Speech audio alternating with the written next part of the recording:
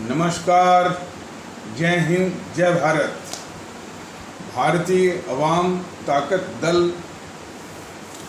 अपने भारतीय भाई बहनों अर्थात अपने देश भारत की जनता अर्थात अपनी भारतीय अवाम से भारतीयता आधारित आपसी श्रद्धा, भारतीयता आधारित आपसी स्नेह, भारतीयता आधारित आपसी प्रेम, भारतीयता आधारित आपसी अखलाक मोहब्बत, भारतीयता आधारित आपसी सहयोग, भारतीयता आधारित आपसी सम्मान, भारतीयता आधारित आपसी एकता, भारतीयता आधारित आपसी भाईचारा तथा भारतीयता आधारित आपसी सद्भाव को समझने व उसे आत्मसात करके वैसा ही और उसी अनुसार आचरण एवं व्यवहार करने हेतु और इसके समस्त भारत में प्रचार प्रसार करने हेतु और इसकी अहमियत और महत्व को प्रत्येक देशवासी को समझाकर उसे अपनाते हुए वैसा ही और उसी अनुसार आचरण एवं व्यवहार करने हेतु और प्रत्येक देशवासी को अपना ही भारतीय भाई बहन मानकर, समझकर, अपनाकर उनके साथ वैसा ही और उसी अनुसार आचरण एवं व्यवहार करने हेतु सतत, सदैव और हमेशा अदब के साथ, आदर के साथ अर्ज करता है, विनती करता है। भारतीय अवाम ताकत दल का वीडियो जितने भी राजनीतिक संगठन हैं उसके कोई न कोई नेता और कोई पदाधिकारी भी देख रहे हैं। हमारी आवाम तो, हमारी आदरणीय आवाम तो देख ही रही है। लगभग जितने भी राजनीतिक दल हैं जो प्रमुख हैं या मेन स्ट्रीम के और वैसे भी तो भारतीय जनता ताकत दल के यूट्यूब को देख रहे हैं। समस्या उनकी ये है कि वो अपने जो दृष्टिकोण पाले हुए हैं, जो मानसिकता पाले हुए हैं, उसी के अनुसार वो देख रहे हैं और उसी अनुसार जब वो भारतीय जनता ताकत दल के पदाधिकारी से जब बात करते हैं तो उसी पृष्ठभूमि में, उसी मानसिकता के तहत वो बात करते हैं। समस्या ये है। और भी संबंधित जितने भी प्रवक्ता वगैरह हैं जो कि टीवी चैनलों पर भाग लेते हैं वो लोग भी देखते हैं। लेकिन समस्या उनकी है कि जो उन्होंने मानसिकता पाल रखी है, जो कि अमूमन जो है वो अवाम विरोधी है, उसी मानसिकता के तहत वो ये सारे वीडियो को देखते हैं और फिर उसी पृष्ठभूमि में एक निरर्थक और आधारहीन और कुतर्क के साथ जो है वो बहस करते हैं भारतीय जनता ताकत दल के पदाधिकारी से।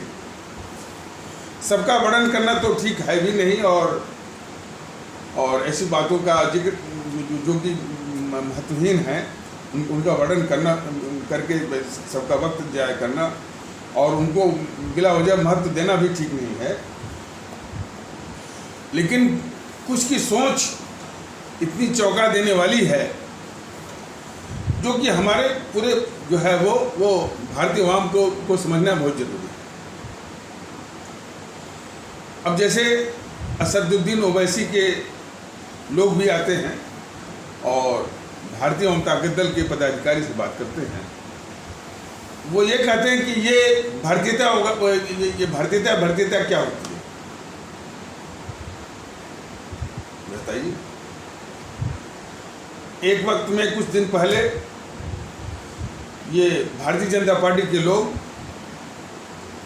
अपने छोटे भाइयों को या अपने तोतों को सिखा पढ़ा के भेजते थे। एकता के कुत्ते, इसके कुछ ऐसे भी तत्व एकता के कुत्ते भी कहते थे। और असदुद्दीन के लोग आज पूछ रहे हैं कि भारतीयता क्या होती है। भारतीय जनता ताकत दल को बस इतना ही कहना है ऐसे लोगों को कि इसकी वो खैर मनाए कि कैर जैसा कि मोदी प्रधानमंत्री है, बस इतनी की खैर मनाए। यदि कोई देशभक्त किस्म का राष्ट्रभक्त किस्म का, मूल परस्त किस्म का प्रधानमंत्री या शासक होता, किसी के मुंह से ये निकलता कि भारतीयता क्या होती है, उसको ये शासन प्रशासन उसको लात मार करके देश के बाहर कर देता है। जो ये सवाल करता है कि भारतीयता क्या होती है, और ऐसे लोगों को जवाब यही बनता है। भारत में रह करके कोई ये सवाल करे कि भारतीयता क्या होती है, तो वो इस कदर उन समूहों का दिमाग जो है वो जहरीला बनाया गया है कि वो सवाल करते हैं कि भारतीयता क्या होती है। और वो असदुद्दीन ओवैसी इस कदर का देश का गद्दार है कि इस तरह लोगों का दिमाग जो है वो जहरीला वो बना रहा है, जो कि ये सवाल कर रहे हैं कि भारतीयता क्या होती है। उसी प्रकार ये जहरीलापन भारतीय जनता पार्टी के द्वारा ये फैलाया जा रहा है कि एकता के कुत्ते, भारतीय एकता के कुत्ते। तो वही है कि ये लोग खैर मनाएं कि एक कायर किस्म का ये प्रधानमंत्री बैठा हुआ है मोदी। तो जिस वक्त जो है राष्ट्रभक्त किस्म का, देशभक्त का, ऐसे बोलने वाले इस देश में रहेंगे ही नहीं। जनता ही भगा देगी, सरकार भगा देगी, और पूछना तो बहुत दूर की बात। लेकिन हाँ, उनकी ये मानसिकता देखने को मिलती है कि जो ये पूछते हैं कि ये भारतीयता क्या होती है, वो जो गद्दार किस्म का असदुद्दीन ओवैसी है, जो कि हमारे इस्लाम आस्था वाले भारतीय भाई बहनों को अलग थलग करके उनको जो है मतलब कि एक अलग करके, एक तो खुद ही कुछ कट्टरवादी तत्व, खास करके हमारे हिंदू सनातन आस्था वाले भारतीय भाई बहनों समाज के कुछ कट्टरवादी तत्व बिला वजह जो है संगठित होकर के जो है वो हमेशा जो आक्रमण वो करते रहते हैं। उसी के साजिश में ये शामिल होकर के गद्दार ये असदुद्दीन ओवैसी हमारे इस्लाम आस्था वाले भारतीय भाई बहनों को अलग थलग करके एक षड्यंत्र जो है, अलग थलग करने की एक षड्यंत्र जो है वो रच रहा है। ये गद्दार असदुद्दीन ओवैसी ये नहीं सिखा रहा है कि भाई तुम इस देश के भारतीय नागरिक हो, तुम्हारा फर्ज जो है वो भारतीय नागरिक के रूप में फर्ज निभाने का है। और इस देश में कोई मुसलमान नहीं है, उसी प्रकार इस देश में कोई हिंदू नहीं है, सिर्फ भारतीय है। वो गद्दार किस्म का जो है वो असदुद्दीन ओवैसी कम से कम लोगों को ये सिखाए। वो वकील भी है, और वकील में वो कम से कम वो भारतीय संविधान पढ़ा होगा, और भारतीय संविधान यही कहता है कि हम भारत के लोग, मुसलमान नहीं, भारत के लोग। इतना कम से कम हमारे जो उसके संपर्क में आते हैं इस्लाम आस्था वाले हमारे आदरणीय भारतीय भाई बहन, ये उससे पूछ करके पूछें कि हम इस देश में मुसलमान हैं कि भारतीय हैं, संविधान की क्या बोलता है। यही चीज जो कट्टरवादी तत्व हैं हिंदू सनातन वाले, उन पर भी लागू होती है, जो कहते हैं कि गर्व से कहो हम हिंदू हैं। यह देश हिंदुओं के लिए नहीं है, यह देश भारतीयों के लिए। जो अपने को भारतीय समझेगा वही इस देश में रह पाएगा। देश का एक संविधान है जो कि सबको भारतीय के रूप में इज्जत देना चाहता है। लोग जो इसमें आमादा है कि नहीं हम हिंदू हैं और गर्व से कहो हिंदू हैं, उनके लिए ये देश नहीं है। तो संविधान को लागू हुए यानी 26 जनवरी 1950 संविधान हुआ, अब तक अकल नहीं आई और किसी ने सिखाया नहीं। इस देश में न तो तुम हिंदू हो, न तो तुम मुसलमान हो, न तो तुम ठाकुर हो, न तो राजपूत हो, न तो यादव हो, न तो ओबीसी हो, सिर्फ भारतीय हो। अब बात दुख है कि ये जितनी राजनीतिक पार्टियां हैं वो मैंने अपने आचरण से दिमाग में जो जो जो झर भर रही है उसके अनुसार बस सिखा रही हैं कि नहीं तुम ओबीसी हो, तुम दलित हो, तुम कुर्मी हो, तुम जो है निषाद हो, तुम कोरी हो, तुम खट्टिक हो। तो इन राजनीतिक दलों को पहचानने की जरूरत है कि ये हमारे भारतीय समाज की वो घातक शत्रु, बिखरनेकारी ताकतें हैं। ये राजनीतिक पार्टियां नहीं, इन्होंने छल कपट से वो पंजीकरण या मान्यता ले ली है चुनाव आयोग से, और चुनाव आयोग भी लगभग वो स्पाइनलेस है, माने कि वो उसके पास कोई इस तरह का विवेक नहीं है कि इस तरह की पार्टियों को माने मान्यता या न, लेकिन वो तो सामने देख रहा है कि जातिवाद के सीधे तांडव पर जो है वो चुनाव जीते जा रहे हैं, संप्रदायवाद के घोर तांडव के आधार पर जो है वो चुनाव जीते जा रहे हैं। लेकिन वो क्या बताया जाए, चुनाव आयोग जो है बिल्कुल एक जो है वो मूक दर्शक नहीं, स्पाइनलेस है। तो वरना ये तू जागरूक होता तो हिम्मत बढ़ती, असदुद्दीन ओवैसी की हिम्मत बढ़ती, इस जीएनपीसी की हिम्मत बढ़ती, बीजेपी की हिम्मत बढ़ती कि ध्रुवीकरण हिंदुत्व का, बार बार हिंदुत्व। भारतीय जनता दल हमारे भारतीय भाई बहनों से, आदरणीय भारतीय भाई बहनों से कहना चाहता है कि हिंदुत्व में मतलब हिंदुत्व हुआ, इस्लाम हुआ, ईसाई पंथ हुई, इसका कोई भी नुकसान जो है वो नहीं होने वाला। लेकिन इसका हवा खड़ा करके हमारे राष्ट्र को कमजोर करना ये हरगिज़ मंजूर नहीं है इस देश को। इतनी सी बात, उसका निर्वहन करिए, उसको सलाम है, उसको आदर है, लेकिन व्यक्तिगत रूप में तरजीह राष्ट्र की है, तरजीह महत्व जो है इस देश का है। और इसमें सिर्फ वही दोषी नहीं है, मीडिया जो है ये बहुत बड़ा दुश्मन है इस देश का। मीडिया के तमाम लोग, ये चुनाव आया है ना, तो तमाम लोग बस यही पूछ रहे हैं, आप मुसलमान हैं तो किसको वोट देंगे, आप ब्राह्मण हैं तो किस। ये मीडिया है, देखिए मीडिया किस तरह से समाज को तोड़ रहा है। मीडिया के लोग, नाम भी हम बता रहे हैं, अजीत अंजुम और वो ललन टॉप वाला, आप मुसलमान हैं तो आप किसको वोट देंगे, ब्राह्मण हैं तो किसको वोट देंगे, ठाकुर हैं तो किसको वोट देंगे, बंगाली हैं तो किसको वोट देंगे। ये इस देश को तोड़ने वाली ताकतें हैं।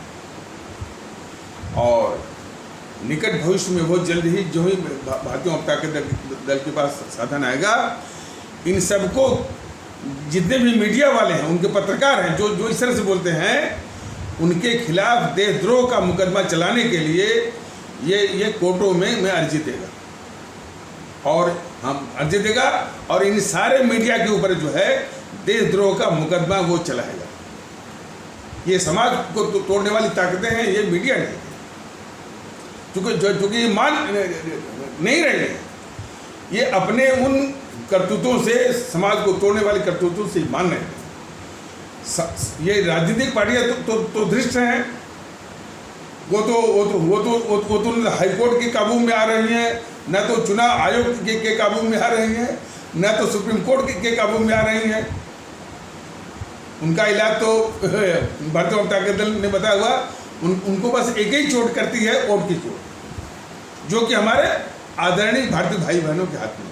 लेकिन वहाँ भी दुखड़ा है कि वहाँ भी हम भारतीय भाई बहन वो माने अभी यानी इसके अब वो जो भारतीय जनता दल की अपील है, जो समझा रहा है, जो निवेदन है कि भारतीयता के आधार पर कोई ये अपील कहाँ तक असर कर रही है, वो भी एक देखने वाली बात है।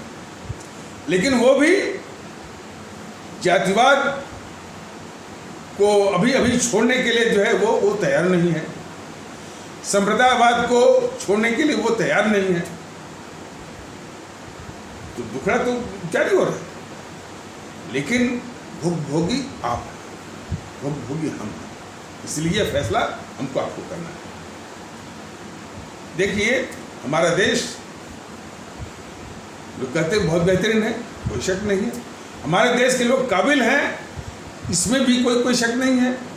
हमारे यहाँ के एक से जो है वो सॉफ्टवेयर इंजीनियर और भी engineer, civil engineer, mechanical engineer, electrical engineer, electronics and telecommunication engineer और भी तमाम IIT में जो है एक से जटिल समस्याओं के समाधान को ढूंढ रहे हैं। IIT Madras, IIT Kanpur, IIT Kharagpur, IIT Bombay, IIT Delhi, तो तमाम लोग, क्योंकि प्रतिभा है।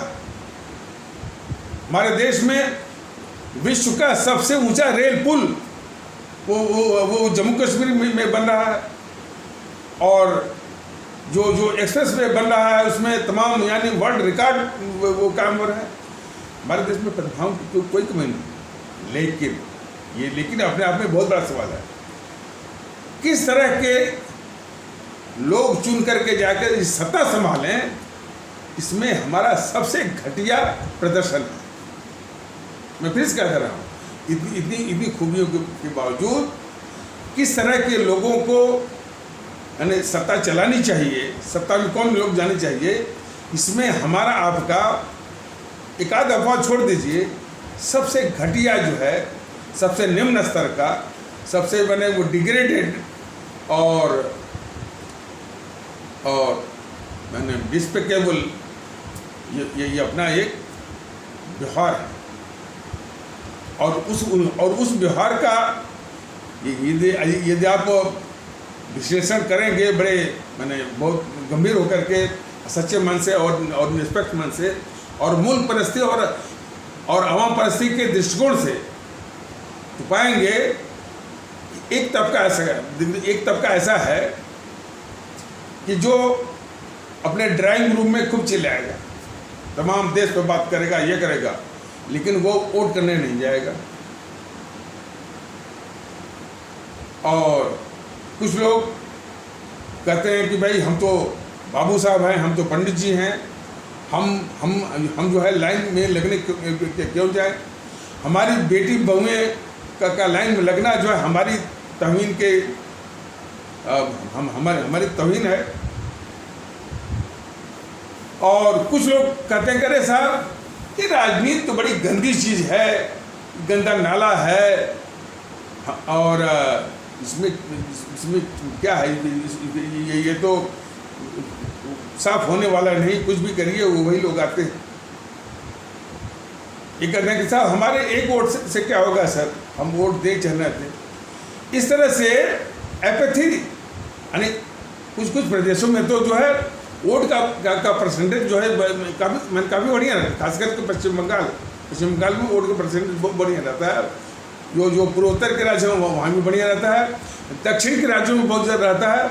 लेकिन ये जो बीमारू स्टेट है, उत्तर प्रदेश, बिहार वगैरह, इसमें वोटिंग परसेंटेज 50-55 के आसपास जाता है। ये बहुत ही मैंने एक बहुत ही मैंने चौंकाने वाला और दुखदाई ये संकेत है कि लोग वोट ही नहीं करते। यही सोच रहती है। कुछ लोग चिल्लाएंगे बहुत, बोलेंगे बहुत, ड्राइंग रूम में बहुत बोलेंगे, लेकिन वो वोट करने नहीं। कुछ लोग कहते हैं कि साहब वोट करने से क्या फ़ायदा, वही लोग आएंगे। इस तरह की सोच कि भाई कि क्या फ़ायदा। अरे फ़ायदा तो तब होगा कि जब आप नेक नियत से और जो है पात्र लोगों को चुनने का प्रयास करेंगे, तभी तो। इस तरह की जो एपैथी है, इस तरह की जो उदासीनता है, और जो है कोई हमारा सरोकार नहीं होना चाहिए, ये दृष्टिकोण है। इसी के चलते तो समाज के जितने दुष्ट हैं, समाज के जितने गंदा तत्व हैं, उन्होंने अपना सिक्का जो है वहाँ पर गड़ा हुआ, अपना पैर जो है वो धंसा हुआ। यदि उनके सिक्के को उखाड़ना है तो इस दृष्टिकोण को भी जाना होगा कि हमसे क्या मतलब है, हम क्यों वोट दें, ये तो गंदा नाला है। गंदा नाला है तो वो गंदा नाला घुमा कर हमारे आपके सर पर गिरता है, वो गंदा नाला। ऐसी बात नहीं है। इसी दृष्टिकोण के चलते तो, और बाकी जो लोग वोट करते हैं वह अब उनके मसीहा कौन बन जाएंगे? उनके मसीहा जो है असदुद्दीन ओवैसी बन जाएंगे। कुछ के मसीहा जो है वो अनुप्रिया पटेल बन जाएंगी। कुछ के मसीहा जो है वो संजय निषाद बन जाएंगे। कुछ के जो है वो ओम प्रकाश राजभर बन जाएंगे। अब कुछ जो उसमें अब ये जाति गणित बिठाएंगे, समाजवादी वाले मुसलमान और यादव, आरजेडी वाले मुसलमान यादव, और फिर इसी तरह की गणित वो बिठाएगी ममता बनर्जी। और फिर उसी का उन्हीं के जो जोड़ीदार हैं बीजेपी वाले, ध्रुवीकरण हिंदुत्व के नाम पर वोट दो हमको, मोदी जी जो है वो हिंदुत्व की रक्षा कर रहे हैं। ये आलम है दृष्टिकोण का। तो कहाँ से जो है एक ऐसी सरकार आपको मिल सकती है जो कि देश वो देश को सोचे? ये राष्ट्रवाद का मुखौटा पहन लेंगे और जो हमारी आवाम कुछ है जो कि देश के विषय में वो उसकी सोच जो है वो समर्पित है, और राष्ट्रवाद के नाम पर वोट ले लिया और सारे काम इनके जो है राष्ट्र विरोधी, यानी देश के गद्दारों को, देश के दुश्मनों को माने उनको पाल करके उनकी रक्षा करना। और आवाम पर कोई आफत है, इस आवाम को उन्हीं देश के जो देश विरोधी ताकतें उन्हीं के हवाले, उन्हीं के भाग्य पर छोड़ देना। ये राष्ट्रवादी जो है वो बीजेपी वालों का काम है। ये सिर्फ अपना हाईवे दिखा करके, अपना एक्सप्रेसवे दिखा करके, ये जो राष्ट्र विरोधी इनकी सोच या करतूत है, इसको ये छुपाना चाहते हैं। ये सबसे बड़ा गंदा काम है इनका, बीजेपी वालों का। तो बात चल रही थी कि आखिर तो ये जो राजनीतिक पार्टियां हैं, कैसे इनके वो हौसले जो पस्त होंगे। इसीलिए भारतीय जनता दल अब सभी भारतीय भाई बहनों से कहता है कि भारतीयता का माहौल सिर्फ फायदे ही फायदे। एक तो एकता का माहौल आएगा, और जो एकता का और समरसता जो कि इस मुल्क के लिए बहुत जरूरी है। कितने ऐसे भारतीय भाई बहन हैं जो अपने को अलग थलग समझते हैं, उनको साथ लाना है। उनको जो है ये सब जो है फंसाए हुए हैं, वो प्रकाश राजभर, संजय निषाद, अनुप्रिया पटेल, असदुद्दीन ओवैसी, ऐसे लोग फंसाए हुए। तो उनके इस जालफान से, और यही नहीं, उनकी सभाओं में भीड़ होती है। ये तो दुख रहा है। भारतीय जनता दल कहता है कि कम से कम यहाँ से शुरुआत करनी होगी कि असदुद्दीन ओवैसी की सभाओं में, ओम प्रकाश राजभर की सभाओं में, गद्दार पुष्पेंद्र कुशवाहा की सभाओं में भीड़ को शून्य करिए। कैसे शून्य करेंगे? इतना विवेक आपके पास है। तो इसलिए ये जो हमारे सामाजिक और राजनीतिक माने जो क्रूक हैं, जो दुष्ट हैं, वो उनके हौसले बुलंद,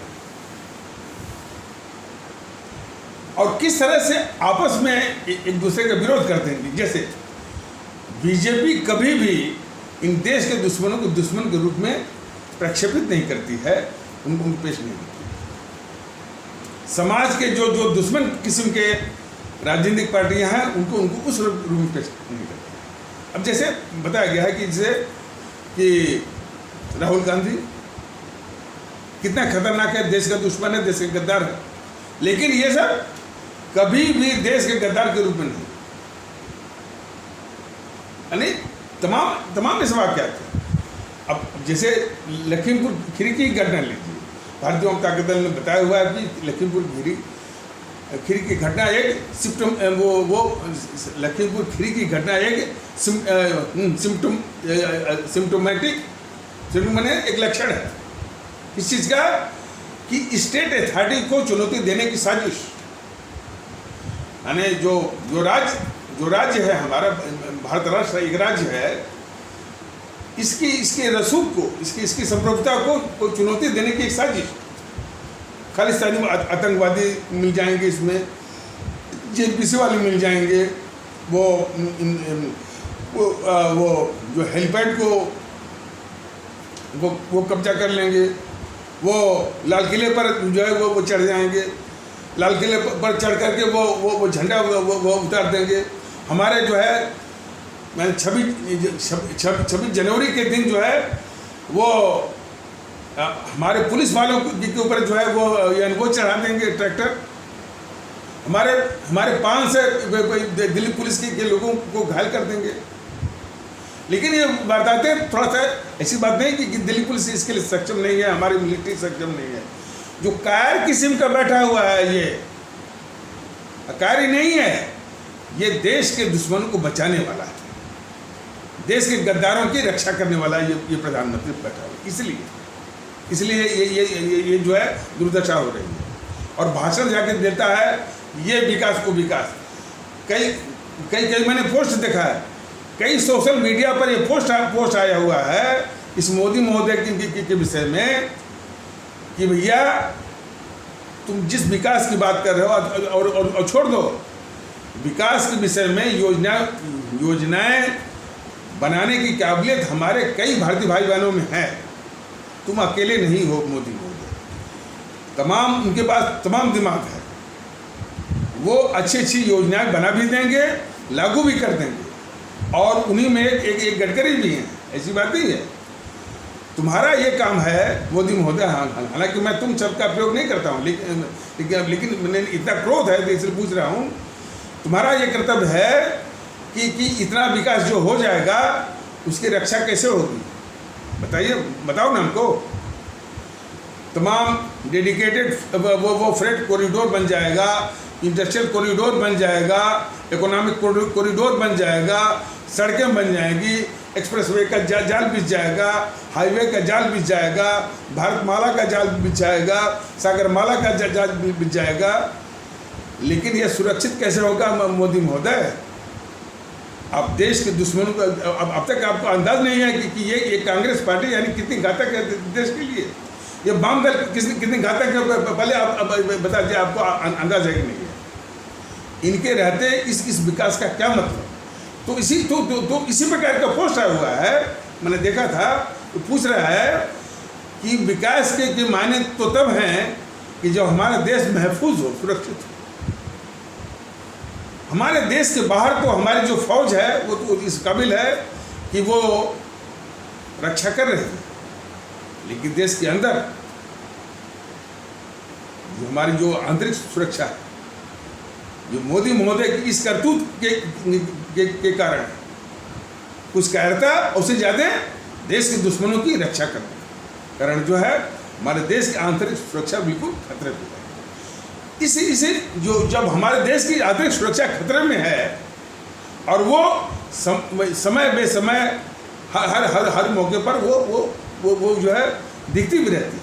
कोई भी बहाना ले लीजिए, CAA, फिर क्या कहने की कृषि कानून पर किसान आंदोलन, कुछ भी हमारे देश में हिंसा ही हुई है, तोड़फोड़ हुआ और इस देश को एक अस्थिरता में झोंकने की साजिश हुई है। इतने पर भी मोदी महोदय प्रधानमंत्री के रूप में आपकी आंख खुली नहीं। तो वो जो पोस्ट आया पूछ रहा है कि भाई विकास के माने तो तब हो जब हमारा देश सुरक्षित हो, और इनके रहते हमारा देश सुरक्षित नहीं है। तो उस पर पूछा गया कि ये बहुत ही मौलिक विचारणीय प्रश्न है, तो ये मौलिक विचारणीय प्रश्न मोदी जी के लिए है कि नहीं है, ये जानने का विषय। अंदाज तो लग रहा है कि भाई ये मोदी जी के लिए यह मौलिक और विचारणीय प्रश्न वो रहा नहीं। और उसमें एक बात और पूछा गया है कि भाई इस समस्या को आप गंभीर मानते हैं कि नहीं मानते हैं मोदी जी, और क्या इसका समाधान अब तक निकाल पाए हैं कि नहीं निकाल? ये सीधा सवाल है।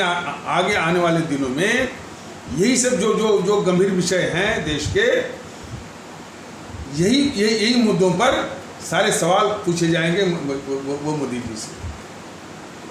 और देश को उन्हें जवाब देना पड़ेगा, भाग नहीं सकते वो। तो लखीमपुर की घटना को बताया गया कि ये सीधा एक साजिश है हमारी स्टेट अथॉरिटी को चैलेंज करने का, वो भी आतंकवादियों के जरिए, और उन्हीं आतंकवादियों के साथ में है जेएनपीसी वाले और वाले। लेकिन इनकी साजिश देखिए बीजेपी वालों की कि ये इस जेएनपीसी को देश के दुश्मन के रूप में यानी बेनकाब न हो इसकी साजिश करते हैं और न पेश करते हैं।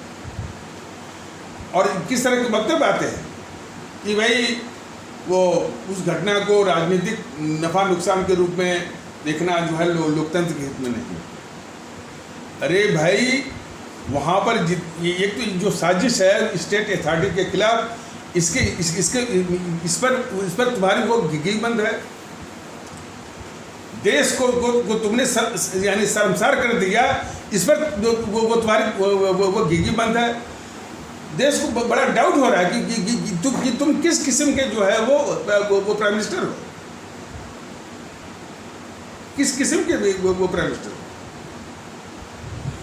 ममता बनर्जी साफ कर रही है कि भाई मैं पश्चिम बंगाल से सारे गुजरातियों को, सारे हिंदी भाषियों को निकाल दूंगी सरेआम, और आप जो है बिल्कुल कार्यों की तरह वो दीदी ऐसा प्राइम मिनिस्टर बोलता है।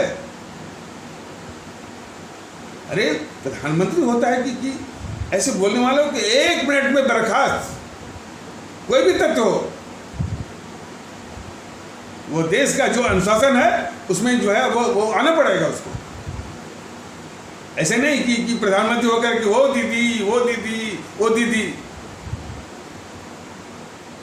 ये निकम्मापन और अनुशासनहीनता जो है ये देश मोदी जी का बहुत ही वो महंगा पड़ेगा। तो लखीमपुर की घटना ये दिखाती है कृषि कानून पर जो आंदोलन था, यह भारत विरोधी ताकतों का एक जमावड़ा था, लामबंदी थी, गैंगअप होने का एक जो है वो षड्यंत्र था। और उसमें आतंकवादी, खालिस्तानी का आतंकवादी वहाँ से कनाडा से, अमेरिका से, यूरोप से सब आकर के फंडिंग मंडी सब, उसको कुचलना था उसको। और लेकिन उसके स्थान पर ये अपनी ही पुलिस को पिटवा करके वो हॉस्पिटल में भर्ती करवा दी। वो आतंकवादी जो है वो हमारी पुलिस पर जो ट्रैक्टर वो चढ़ा रहा। और किस दिन जो हमारा राष्ट्रीय दिवस है 26 जनवरी के दिन, हमारे राष्ट्रीय गौरव लाल किला पर आतंकवादी लोग चढ़ गए और हमारे राष्ट्रीय गौरव तिरंगा को उतार करके अपना आतंकवादी झंडा लगा दिया। और इसकी सब चेतावनी भी दिए थे, ऐसी बात नहीं कि एक बैग हुआ। तब भी इस कार्य प्रधानमंत्री ने ऐसा होने दिया। तो कैसे ये एक तो जो है देश के दुश्मन जेएनपीसी और वामदलों को देश के दुश्मन के रूप में देश न जाने इसकी साजिश करते हैं तमाम तरह से। और उसी तरह से चैनल वाले, टीवी चैनल, मीडिया वाले भी वो देश के दुश्मन हैं।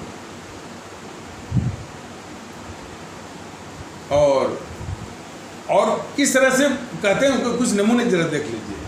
तो वो इस देश के गद्दार वो राहुल गांधी को ये सब पप्पू कहते हैं। और पप्पू को लेकर के तमाम जोक अब जो सोशल मीडिया पर आप देखेंगे क्योंकि उसमें आनंद उठाइए और भूल जाइए कि वो देश का गद्दार है। ये साजिश चले है बीजेपी की। और सिर्फ उसी विषय में नहीं, वो जो अखिलेश है समाजवादी पार्टी वाला, ये बताने की वजह कि समाजवादी पार्टी का मतलब है गुंडा राज, समाजवादी पार्टी का मतलब है माफियाओं का राज, समाजवादी पार्टी का मतलब है कि जो है रंगदारी राज, समाजवादी पार्टी का मतलब है वो धन उगाही का राज।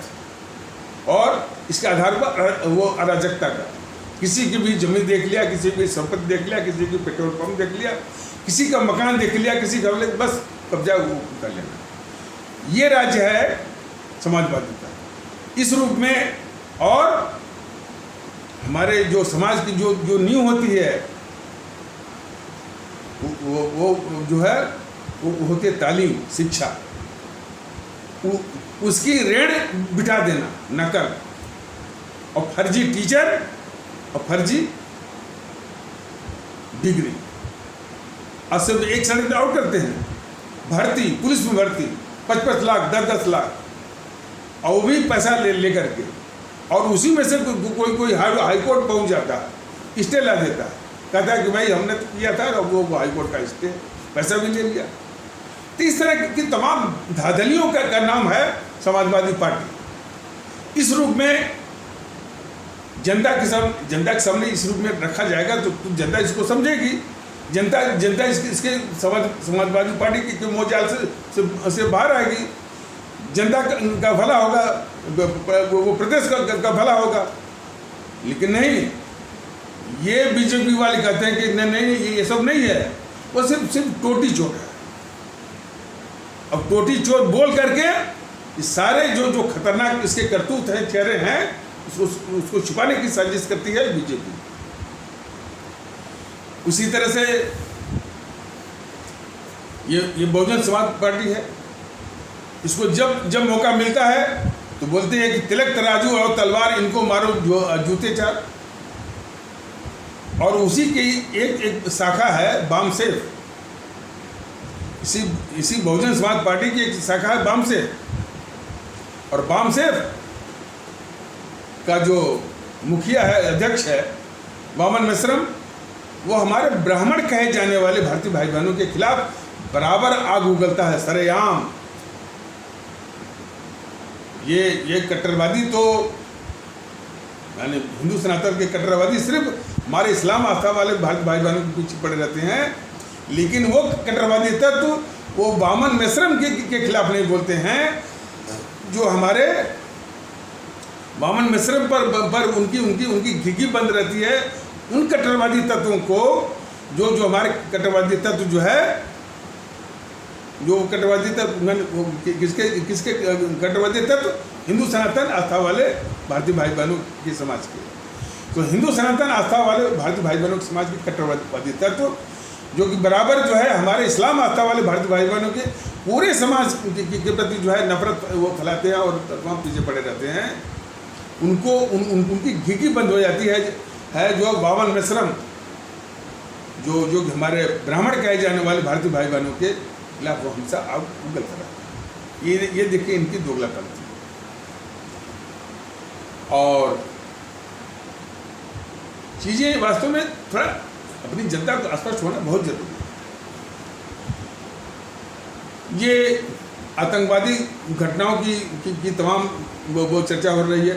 कश्मीर में मारे गए हमारे 4-5 जो है हमारे माने हिंदू सनातन आस्था वाले भारतीय भाई बहन या हमारे सिख आस्था वाले भारतीय भाई बहन की हत्या हुई। कुछ लोग कह रहे हैं कि वो 1990 वाला दशक आ गया जिसमें हमारे कश्मीरी पंडित कहे जाने वाले भारतीय भाई बहनों को डरा करके आतंकित करके वो जम्मू कश्मीर से निकाला गया था।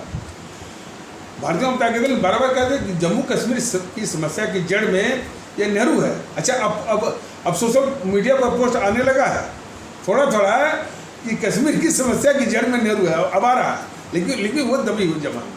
लेकिन यही लोगों को मालूम हो जाए कि भाई कश्मीर समस्या की जड़ में नेहरू है, तो कम से कम जो हिंदू मुस्लिम करके जो असलियत को छुपाने का जो षड्यंत्र जो चलता है वो षड्यंत्र ना हो। तो अब उसकी बात हो रही है। ये देश के दुश्मन पार्टियां जो हैं वो लखीमपुर खीरी में भी जो 8-9 लोग मारे गए तो कुछ पर जो हो हल्ला कर रही हैं और कुछ को जो है उनके लिए बिल्कुल सुट है या उनकी घिघी मंद है। उसी प्रकार ये देश की दुश्मन पार्टियां और खासकर जीएनपीसी का गद्दार राहुल गद्दार भी है, चोरनी भी है, ये प्रियंका गांधी जो भी है और भी पार्टियां हैं। वह जो कश्मीर में जो मारे गए हमारे भारतीय भाई बहन वो हिंदू सनातन आस्था वाले या सिख आस्था वाले उनके प्रति इन देश के दुश्मनों की घी बंद है। तो यही तो कहा जा रहा है कि भाई इनकी सभाओं में जाना, इनको समर्थन देना देश के साथ गद्दारी है। देखिए ना, ये कितने घोर किस्म के देश के गद्दार इस रूप में जब तक नहीं देखा जाएगा, देश का कल्याण वो हो नहीं सकता। तो आ जाइए इस पर, आजकल जो है आतंकवादी ये पकड़े जा रहे हैं। देखिए, जितने भी ये आतंकवादी पकड़े जाते हैं, मान लीजिए नक्सली भी आतंकवादी हैं, अल्फा वाले भी हैं, ये LTT वाले भी हैं, लेकिन और भी जो पाकिस्तान प्रायोजित जो आतंकवादी हैं और जो कि यहाँ से भी होते हैं, वो अक्सर जो है हमारे इस्लाम आस्था वाले भारतीय भाई बहनों की समाज से ही वो पाए जाते हैं। अब इस तथ्य को पाए तो जाते हैं, लेकिन जो इसका जो आयाम है, इसको समझने की जरूरत है। कट्टरवादी तत्व तो कहते हैं कि भाई जितने भी आतंकवादी हैं वो जो है वो सब मुसलमान हैं, और उसको कुछ लोग उसके भी आगे बढ़ के कहते हैं कि सारे मुसलमान जो है वो आतंकवादी हैं, या सारे या कुछ आतंकवादी हैं और कुछ आतंकवादियों के समर्थन में। ये तमाम तरह के इस तरह की बातें जो है समाज में बताइए। कहते हैं कि हमारा मुल्क बड़ा खूबसूरत है, और इस तरह की घातक बातें जो है वो फैलाने में लगे। लेकिन भारतीय जनता दल को चिंता है इस मुल्क की, और तथ्यों को किस रूप में देखा जाना चाहिए, इसके विषय में निवेदन करता है। ये सही है कि पाकिस्तानी आतंकवादियों के संबंध में हमारे इस्लाम आस्था वाले भारतीय भाई बहनों के समाज से ही पाए जाते हैं, बात सही है। और इसके विषय में ये भी कहा गया था कि आतंकवादी होता है, और आतंकवादी को जो है कि वो किसी पंथ से मत जोड़िए। ये भी एक अच्छा मैंने उपाय है, तरीका है, ये भी बात सही है। लेकिन उससे भी जो जरूरी ये बात है कि ये जो यानी हमारे इस्लाम आस्था वाले भारतीय भाई बहनों समाज में कुछ जो कट्टरवाद करके जो तत्व जो मिल जाते हैं, तो उनको कट्टर बनाने का एक साजिश चल रही है। और उस साजिश में एक संगठन का नाम है PFI, people front of India, और उसी का राजनीतिक मुखौटा है वो SDPI, और उसी के आसपास सिमी है। SDPI के ये जितने भी चैनल वाले हैं देश के दुश्मन, SDPI के तस्लीम रहमानी को क्यों बुलाते हैं? PFI हमेशा इस JNPC के साथ वो खड़ी मिलती है। जब भी चुनाव होता है, अब लोग गौर करिएगा, जब भी चुनाव होता है, PFI के कितने भी वो कार्यकर्ता, सक्रिय कार्यकर्ता या नेता वगैरह जो हैं, वो चुनाव के वक्त में, चाहे विधानसभा का चुनाव हो, चाहे आपका ये लोकसभा का चुनाव हो, ये इन कांग्रेसियों के साथ, JNPC वालों के साथ हमेशा जो खड़े मिलते हैं, और उनके लिए चुनाव में प्रचार भी मिलते हैं। और कई बार तो जो है सोनिया गांधी का फोटो भी मिले हैं, उनके जो है वो फोटो भी मिले हैं, PFI के साथ फोटो मिले। और जो जाकिर मूसा नाइक का फोटो जब इसके साथ मिला, दिग्विजय सिंह के साथ, अब सवाल उठता है कि JNPC के लोग जो है PFI, जो कि हमारे इस्लाम आस्था वाले भारतीय भाइयों में कट्टरवादी तत्वों को वो तैयार करता है। तो एक तंजीम है, वो एक गिरोह है, वो PFI, people front of India नाम रखा है। लेकिन हमारे इस्लाम आस्था वाले भारतीय भाई बहनों में से वो कट्टरवादी तत्वों को वो तैयार करता है। वो PFI हमेशा JNPC के साथ मिलती है, यह भी जग जाहिर है। अब सवाल उठता है ये मोदी महोदय, बीजेपी वाले, बीजेपी की सरकार जो है, क्या इसकी कभी जांच कराई कि भाई जो PFI का जो संबंध है इससे है, JNPC से, उसकी जांच करा करके देखिए ये करते क्या है, कितने घातक इनके कार्य होते हैं। देखिए मैं तो सरकार में नहीं हूँ, लेकिन सरकार को देख रहा हूँ और मैंने देखा भी है। ये PFI की जांच करेंगे, PFI कभी कभी, वो भी कभी कभी, लेकिन PFI के संबंध JNPC से हैं, इसी को छुपा जाएंगे। जब मैं कह रहा हूँ PFI के संबंध JNPC से है, बल्कि PFI JNPC की ब्रांच है, उसकी एक शाखा है। देश ने देखा होगा कि जब CA पर काफ़ी जो है हिंसा हो रही थी, देश में उपद्रव हो रहे थे, तो इस PFI ने विदेश से लगभग 200 करोड़ या 120 करोड़ के आसपास जो है वो पैसे मंगाए थे। उसमें से 75 या 90 करोड़ जो है JNPC के कपिल सिब्बल को दिया था इसने, PFI ने। यह बात पेपरों में भी आई थी, लेकिन यह मोदी सरकार, मोदी महोदय उस तथ्य को निकल गए। यही तो गद्दारी है बीजेपी के, मोदी जी की। PFI को दिखाएंगे, लेकिन PFI की कोई औकात नहीं है। उस पर जो छतरी है, जो बरदहस्त है, वो JNPC का है। तो ये मोदी महोदय JNPC को बचाएंगे और PFI का नाम लेंगे। बात सही है कि उस PFI के चलते हमारे वो इसीलिए है ही कि हमारे इस्लाम आस्था वाले भारतीय भाई बहनों के समाज में कट्टरवादी तत्वों को वो तैयार करता है, और इसीलिए पाकिस्तानी आतंकवादियों के हमदर्द जो है वो पाए भी जाते हैं। लेकिन एक कुछ समस्याएं इसके भी और आगे है। इसी JNPC के जो एजेंट हैं हमारे इस्लाम आस्था वाले भारतीय भाई बहन के समाज में, किस रूप में? कुछ सभी नहीं, कुछ मौलवी और मुल्ला जो JNPC के एजेंट हैं, वो ये सिखाते रहते हैं कि भाई तुम इस्लाम को महत्व दो, और जो है तुम्हारे लिए इस्लाम ही सब कुछ है।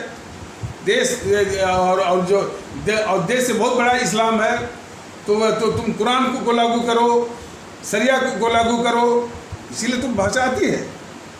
और उसी की एक शाखा है जब जो है ये असदुद्दीन ओवैसी, वो कभी भी नहीं ये सिखाते कि भाई ये जो आतंकवादी पकड़े जाते हैं, वो कभी भी ये उनमें ये थोड़ी मैंने, हालांकि उनसे मूल परिस्थिति की उम्मीद करना तो बिल्कुल बेकार है।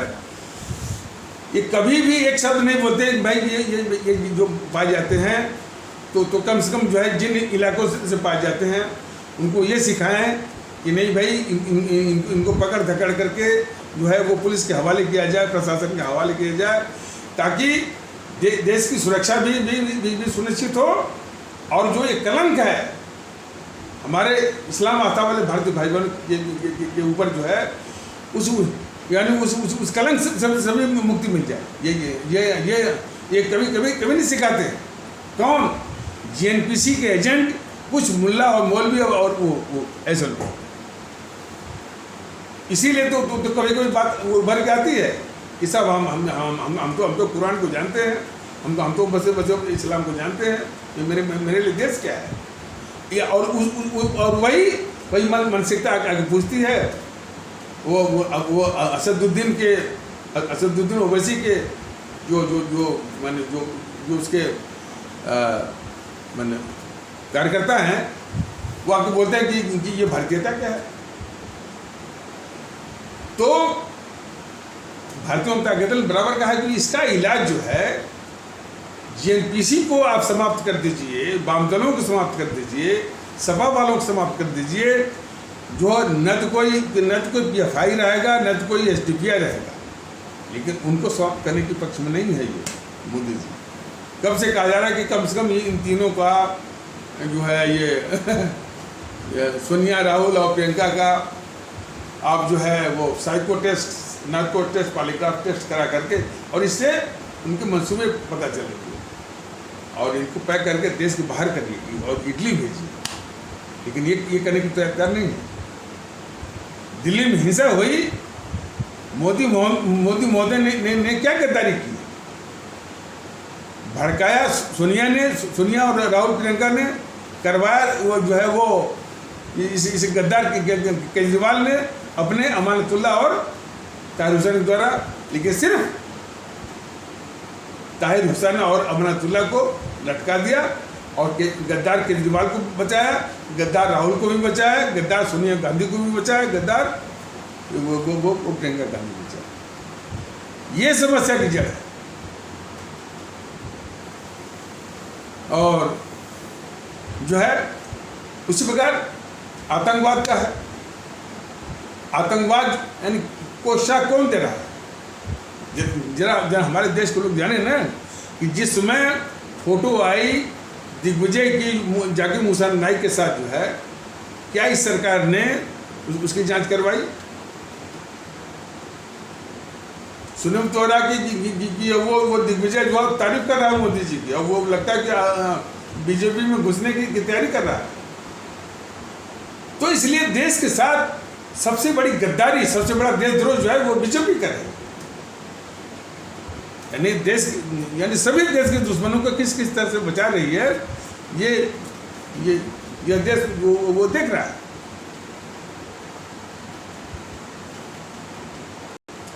आतंकवाद हो या अपराध हो, ये समस्या जा नहीं सकती जब तक आप क्या उसके जड़ पर प्रहार नहीं करेंगे, उसको जड़ से समाप्त नहीं करेंगे। आतंकवाद यानी किसके शर से हो रहा है, उसकी जड़ें कहाँ तक गई हैं, उसके तार कहाँ तक गए हैं, जब तक सबको समाप्त नहीं करेंगे वो आतंकवाद जाएगा नहीं। तो आतंकवाद की जड़ें कहाँ हैं? जेएनपीसी के साथ। आतंकवाद की जड़ें कहाँ हैं? यहाँ जो है वो वामदलों के साथ। आतंकवाद की जड़ें कहाँ हैं? समाजवादी पार्टी के साथ।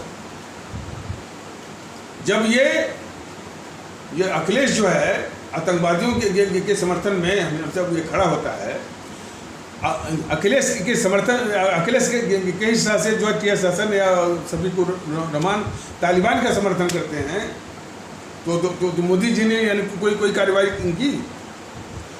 तालिबान दुनिया के लिए जो सबसे बड़ा आतंकवादी है, उसकी कोई भी ट्रेस, कोई भी निशानी भारत के लिए जो है जा रहा है, ये मानते हैं। और उसके समर्थन में ये सफीकुर रहमान, ये शासन, इनकी अखिलेश की शर्त, तो इन्होंने जांच करवाई, कुछ कार्रवाई किया इनके खिलाफ।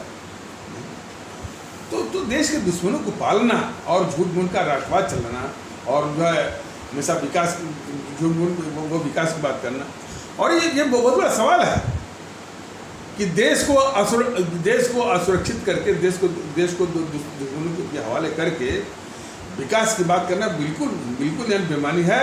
और ये बात अब उठने लगी है। भारतीय जनता दल ये सीधा सवाल करेगा मोदी जी से, बीजेपी वालों से कि तुम्हारा विकास और जो आपने जो है उज्ज्वला, जनधन और क्या मकान, सौभाग्य योजना जो दिया वो सब बेकार है, जब हमारा देश ही जो है वो असुरक्षित रहेगा और इन देश विरोधी ताकतों के हवाले रहेगा। तो आतंकवाद इतनी गंभीर समस्या,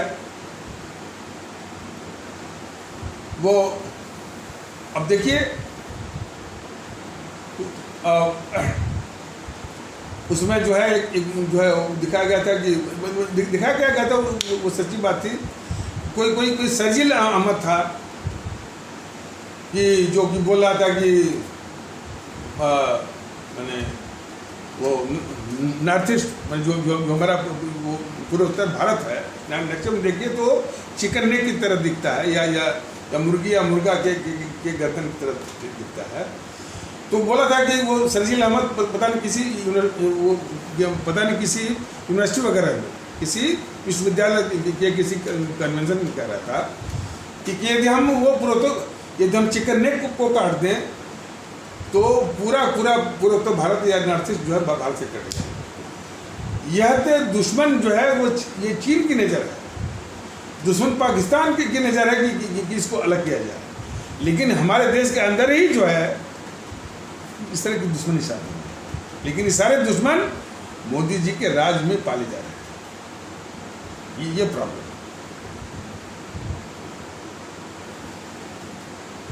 अब चीन को ही ले लीजिए, चीन से इतनी वार्ता आप कर रहे हैं, क्या फायदा? चीन हमेशा दावा करता है वो अरुणाचल प्रदेश का। भारतीय जनता दल ने बराबर कहा है कि चीन एक विस्तारवादी देश है और नरसंहारी देश है।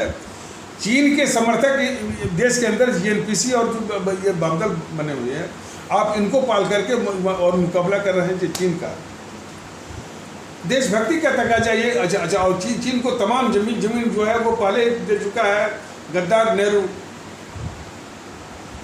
तो देशभक्ति का तकाजा ये कहता है कि यदि वो अरुणाचल प्रदेश पर दावा करता है तो हमारा ऐतिहासिक दावा है कि वो बीजिंग तक जो है वो भारत का राज्य है और भारत उसको लेकर रहेगा। और भारतीय जनता दल बराबर कह रहा है कि तुम अरुणाचल जो है वो अरुणाचल प्रदेश भूल जाओ, लद्दाख भूल जाओ, तिब्बत भूल जाओ, भारत जो है वो तुम्हारा जो बीजिंग है वहाँ तक वो राज्य स्थापित करेगा और तुम्हारे बीजिंग को लेकर रहेगा और हांगकांग को भी लेकर रहेगा। दावा करिए अपने आप जो है वो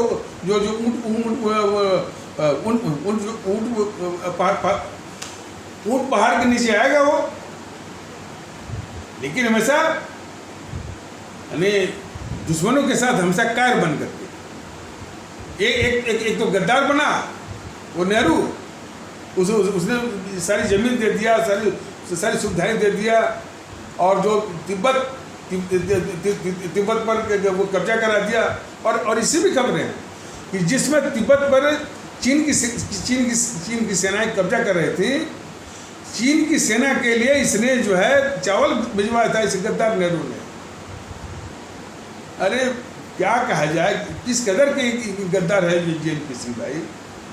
और जो है और ये मोदी महोदय उसी गद्दार जवाहरलाल नेहरू की पूजा करते थे और उसी गद्दार मोहनदास करमचंद गांधी की पूजा करते थे।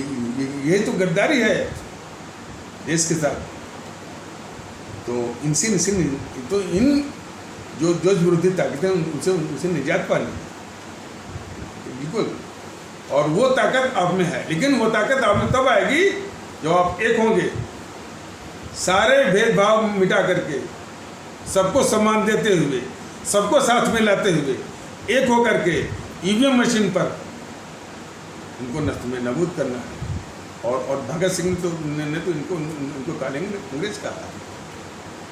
इस बात पर बिल्कुल अटल रहिए, रंच मात्र भी जो है वो बिजली मत होइए, प्रतिबद्ध होइए, कटिबद्ध होइए और इनको नष्ट में नाबूद करने के लिए बिल्कुल मन में ठानिए और ईवीएम मशीन पर इनको, इसके अलावा कोई रास्ता नहीं। तो इन्हीं आवश्यक शब्दों के साथ इस आवश्यक चर्चा को यहीं पर विराम दिया जाता है। तब तक के लिए नमस्कार, जय हिंद, जय भारत।